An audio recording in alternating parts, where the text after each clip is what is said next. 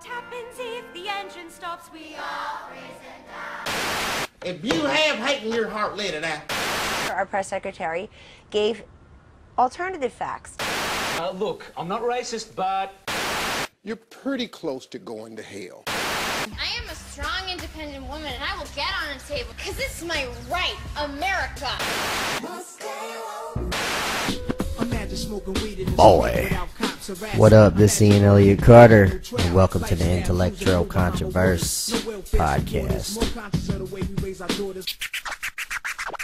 Like you said, it's going to be interesting over the next 4 years to see how that plays out, and I'll be surprised if in the next 2 years there's not a huge turnover in the Senate. I would love that, but I'm not holding my breath. I would love it though. People are disconnected. Absolutely, yeah. Well, and like you said, it's such a us versus them mentality. Yeah. So much. Like it's not what's good for America. It's what's good. Like What's I want the Democrats doing? to run, Yeah. or I want the Republicans to run it. Or even what I said to a friend with this bill, we think of our own back pocket.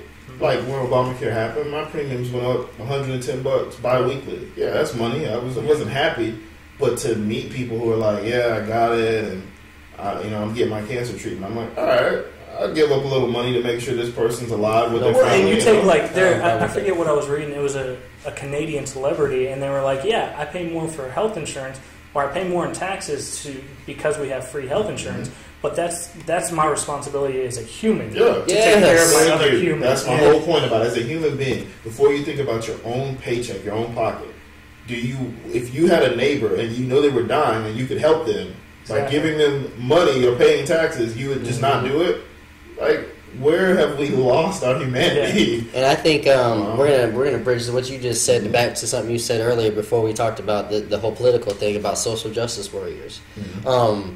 What you kind of just said triggered what I was thinking. A lot of people would say they would do things, but when it's time to do it, when it's time to do it, like, do you really think I would do so much for this person if but when they get that kidneys. Nah, I'm gonna keep them. Nah, bro, I'm good. Yeah. I need 2 kidneys. This is how much I trying to take one. But what happens if I need a kidney later on? Yeah, I'll give up one of mine. All kidneys matter. All kidneys matter. So one thing I've had recently, I've observed from these social justice warriors, it's like, and I think we talked about this first time on the podcast, is what is your solutions and stuff like that. Right. But it's just constant posting, like. You're quick to post about the next shooting of a child or something like that. You're quick to point out what's wrong with the government. Mm-hmm. You're quick to point out what the orange guy did. But what are we doing? Correct. Well, and that brings up a good point. Correct. Going back to like social justice and like nonprofits and whatnot. Obviously, when I write, when I talk a lot, I deal a lot with mental health and like depression and anxiety. And one of my favorite organizations is To Write Love on Her Arms, because you had this guy who saw this girl that was going through detox and like depression and anxiety, and he started this whole organization. And To Write Love on Her Arms, I think, is only about, I want to say they started in like 2006, so they're only like 10 years old. But just like the way that they break the stigma of, okay, you see people that deal with depression, you see people that deal with self-mutilation, people that deal with anxiety. Like, what is your solution? Your solution is to talk about it and make it less of a stigma. Right. Or again, going back to one of those other ones, like Invisible Children. I know all the stuff that happened with Invisible Children is sad, but like that organization was solid. Or these organizations that send out food and water and whatnot. I just want to point out, man, reposts do not send money to your favorite organization, and reposts do not save that starving child. Exactly. Reposts do not stop the racism that's in the air. Mm-hmm. One thing, I don't want to put myself up there or anything, but I was really passionate about the Muslim ban, and because I'm really all about freedom of religion. So there was a protest in Tallahassee, and I attended that because I have family that's Muslim, and I think you brought this up one time that there was a huge spike in racism and violence after this election, and my heart just hurted for that. Yeah. I am not a Muslim, I am not Middle Eastern, and I've never been to any of these countries, but I just seen the things. And I just couldn't keep bashing the president. I couldn't keep talking about these issues. I couldn't keep reposting video or picture. I had to do something. It's the post that you and I started talking about on the after the election, where like I put out this post that said basically like you see this increase in just people feeling emboldened in their prejudice, and then when I saw the backlash from that, I realized that I kind of had overstepped my bounds in a way, and I posted this thing that basically said, like, this is where we're at as a country. Yeah. Like, I can be mad at Trump, I can be mad at the way that his supporters treat people that I care about, but, like, at the end of the day, like, this is where we're at for at least the next 4 years. Right. What is my job as a person? Exactly. And I love this is what we're here for. Like, you know, we talked about our dislikes for this man and his administration, but at the end of the day, I'll say something. I'm not going to say nothing. I might say something nice about him in the future, not right now. I was like, wow, okay. We're really breaking down. Don't hold your breath right now. But I'll say this: Trump did not make anybody commit any crimes, or he didn't do anything. No. So don't take my criticism about that situation as in he made people do it. He did not. People. That's their demons in their heart that made them do that. I agree. Well, and the argument that I had with you when we talked about that is like you said, like there's nothing in Trump didn't go out and say, hey, it's okay for you to go out and beat up Mexicans or talk about people from the Middle East. Like he's never done anything that promotes that other than just some of the things he said through his campaign. Of course. And people that already felt like that were they took that as a go. Yeah, exactly. Right, yeah. Just gave him the go button. Yeah. Well, he was sitting in the background going, just say the words. Exactly. Say the word, Trump, I'll get him. Yeah. I'll get him. And one of the leaders I had in my life said something smart about like whatever I do as a leader, I give the people that follow me license to do whatever I do in moderation. I give the people that follow me the right to do in excess. And it's the same principle, like where Trump says, oh, Mexicans are the problem, or Muslims are the problem. Now people are like, oh, Mexicans and Muslims are the problem. Now I can go yell at Muslims in the middle of the wherever.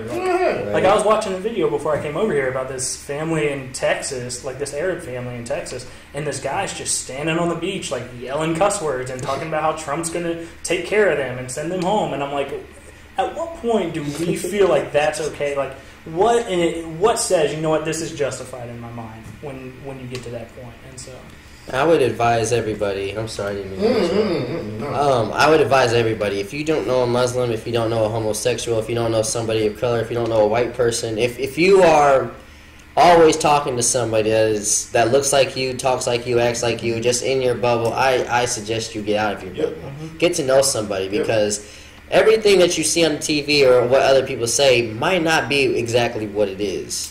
So I challenge anybody that had to get out of their comfort zone and actually talk to someone that's not like them.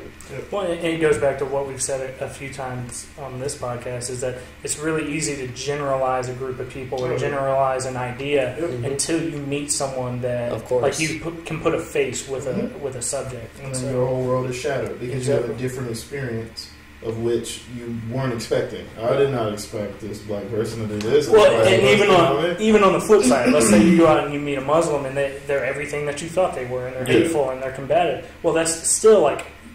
Did you meet all the Muslims? Yeah, push yourself to meet more than one person. Don't like generalize an entire concept. Go find one. Make a Craigslist ad. Go find one. Exactly. If you listen to that, no, we have to remember the human element in it. And I think that's what we get away from. We have all these feelings, but talk to a person, get to know who they are. Before you start going into the deep waters. Start in the shallow waters, but we're not even there because we're letting Facebook and all these media outlets narrate our lives for us. Well, it's like you said, like if you've never met a Muslim before, don't go like to a mosque, service or something, and think that like you're going to get like. Excuse me, I'm Jimmy. Yeah, exactly. I was told I was supposed to meet you people. Exactly. Like start with like having coffee with somebody or having dinner with somebody or whatever. But like push it's important as humans to push ourselves to think outside our box. Like one of the most interesting books I've ever read is a guy is called the book is called My Jesus Year, and it's by a guy named Ben Cohen, I believe. but it's basically this guy that spent a year going to all of these different, and he lives in Atlanta, so he's got a wide spectrum of people to see, but he went to all these different Christian events and really got to understand how evangelical Christianity works. And he said that in turn, one, it helped him break down the barriers between seeing just these crazy Christians on TV or whatnot. But it also it built his faith as a Jew a lot deeper, having experienced all of that. And to me, that was one of the things that was a turning point for me, where I was like, okay, maybe I need to experience these other things, and in turn, that's helped me with my own faith. It's made that deeper because I understand why I believe what I believe. Of course, and I want to say on the other side too, if you meet somebody that might not, not used to you. If this example, he's white, I'm black. Let's just say he's not used to being blackish. I'm blackish. I'm half white actually, but let's just say he's not used to seeing someone like me. I'm not used to seeing some. I mean, I am used to seeing him all the time, but he's not used to seeing someone like me. Take a break. Don't just if he says something, don't just. What did you say? What do you mean, you people? Just realize. Take a breath and just realize. Not everybody that's ignorant is racist. There's ignorance and there's racism. Ignorance could be taught. You can change that. You can change ignorance all day. So I mean, I've seen that too. I have friends that are they're really trying to find that racism everywhere. Well, it's you got the racism warriors, boy. Racism warriors. They're trying to find it. They're ready for it. You wearing Tommy Hilfiger? Let me tell you about Tommy Hilfiger. Hilfiger sounds like nigga. And if you say and if you call me a nigga, I'm gonna protest you and make sure you get fired. Just calm it down, partner. You went from A to Z really quickly. Exactly. Yeah. Without going to B. Yeah. A to Z, just calm it down, man. Have a little conversation. If he doesn't know a certain situation, no racist. It's just you made that point the first time I met you. We throw that off too much, man. Yep. No. That's how we distance ourselves. People don't realize it. But when you throw that R word like that, people are like, oh, wait a minute, I'm not racist. What do you mean? And it's kind of like we talked about the last time about the shop with the guy. What was it? Porch munchies. Yeah. Where, people are like, oh no, racist word. Oh no, man, you know what he's trying to do. Yeah. It's like, take a breath. Maybe he didn't know. Contact the gentleman. Exactly. Because like y'all said on Facebook, he had a discussion about it. That's big. And how quick he was to turn it around and say, look, I'm going to rename this restaurant and give me some ideas. Yeah. But, it took people, okay, yes, acknowledge it sounds bad, but don't straight up call the guy. Ask him if he knew that porch munchie sounded like porch monkey. Well, because one of the things we talked about is how many people had never heard the term. Exactly. And my girlfriend was one of them. I was some people don't know what that means. With that being a thing that you just didn't say. And I was surprised by how many people were like, "No, I didn't even know that's a racist term." You forget sometimes, I forget sometimes. I'm a little older now. Yeah, not as young, but kids now, you show them a floppy disk. We talked about this too. If I show a kid a floppy disk, he wouldn't know what the hell that was. What's a floppy disk? Discs are circular. They're not square. So it's one of those things where I feel like people who always tell people they're racist, it's like you're trying to plan for something and you got a bunch of paper scattered around. But right before you get them all picked up, you just decide, you know what, this is the right paper, and it's not. And that's why you call someone racist. You said, people are listening to respond, and so they got that racist bullet in the holster. They wait for that trigger word. Okay. Well, and one of the porch. Yeah, exactly. Oh, my bad. Investigate that one a little bit. Yeah. And one of the coolest things to me, about this group specifically, is you and I, obviously we've known each other for a long time, but we didn't talk for a long time until I posted that thing about Trump, and you messaged me and said, "Hey, look, I don't agree with what you said, but let's have a conversation." And then from there, I brought Jemiah in, and now this is where we're at. Yeah. So it would have been terrible.